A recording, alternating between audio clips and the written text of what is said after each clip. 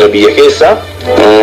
Sakamtu wayya jettuun isinis amma namni duraan kan wal jaallate walii galee kan wal fuudhumoo kan duraanii sana kan warri wal beekanii isa duriitu jaala. Inni durii maaliif jaala? Intala Oromoo wayita walii kennan ka gaaddifni dhufee jaarsi dhufee kadhatee eegana ammoo amummataan fuudhanii gandattiin intala galatan gurbaa sun intala san firri marruu intala nu fuule jedhee jabeessa. Adda fi hiikuu hin danda'u. Adda fi ari'uu hin danda'u.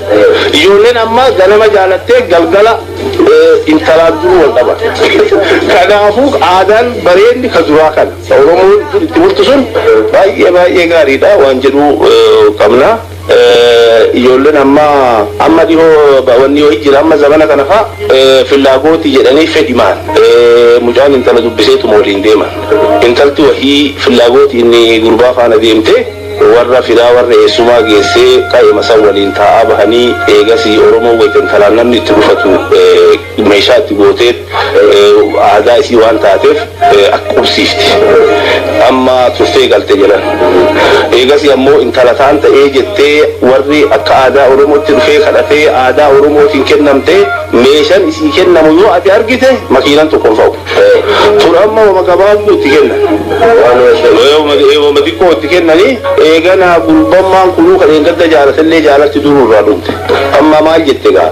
Intalti ta abbaan kennetu mootii fillaagootiin filliq nama gootii.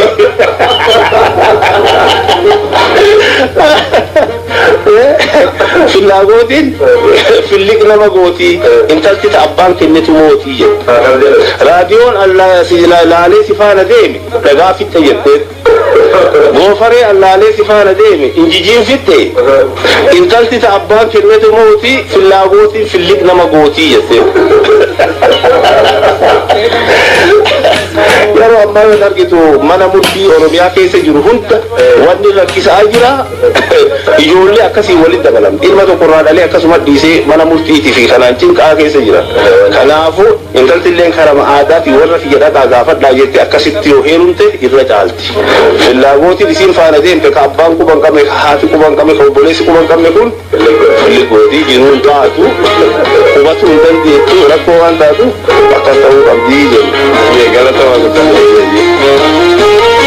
Malenya tumeran intara kudapa bone sabaru ikas komne shale karunan intara gunga chai chatte salanu ikas komne karamana babal kini kala jalda sidu ola kalami ikas komne namali amer tayari ade sidu ka kalami ikas komne tafiamu inkullatu wasiwami malengatu ora muriti bijosira in kulle hari ora turiti binosira jini muchutane tafiamu inkullatu wasiwami malengatu ora muriti bijosira in kulle hari ora turiti binosira jini muchutane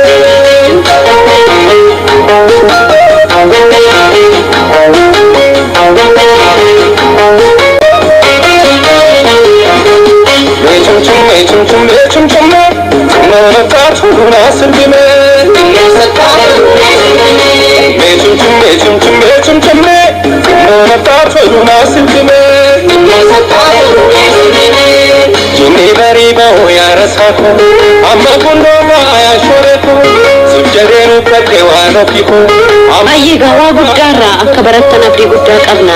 Itti buhaaraa, itti bashannanaa, itti seesseeqaa, itti kokkolfaagaa qoosaatiin waan hedduu barsiisuun ni danda'ama jechuudha. Beeki yeroon manguddoo kana deemee dubbisu guyyaa sana baay'een kolfa dhaggeeffattoonni keenyi maal amma kanaa kolfa kanaan hin jalleefi malee kana naarra taa'ee kun dhaggeeffadhu kolfu kana caalaa baay'een kolfe guyyaa sana baay'ee nama kufalchiisu manguddoo sana. Egaa dhaggeeffattoonni keenyas lafa jirtanitti gaafa qophii kana dhaggeeffattan itti buhaaraatti bashannanaa kolfaa akka jirtan abdii guddaa qabna. Kun qophii dambalii jaalalaati. Ammas qophiin keessan waliin akka